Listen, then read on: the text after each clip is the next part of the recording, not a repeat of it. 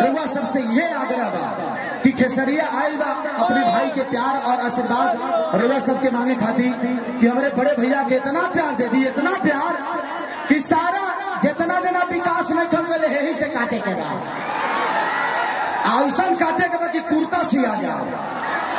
माता बहन, हमार भैया चाचा, हमार नौजवान साथी सबके पवनवा पैर छू के प्रणाम करता है, तो ताली बजा के आशीर्वाद देना जा।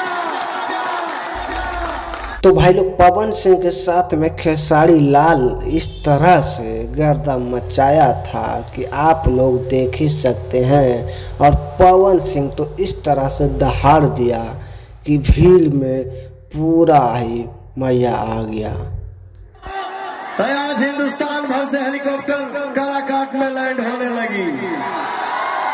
तो इसी के साथ हम छत्तर आप देख रहे थे आर्यन राज यूट्यूब चैनल। तो भाई लोग अगर चैनल को सब्सक्राइब नहीं किए हैं तो चैनल को सब्सक्राइब कर लीजिए फिर से न्यू अपडेट जानने के लिए।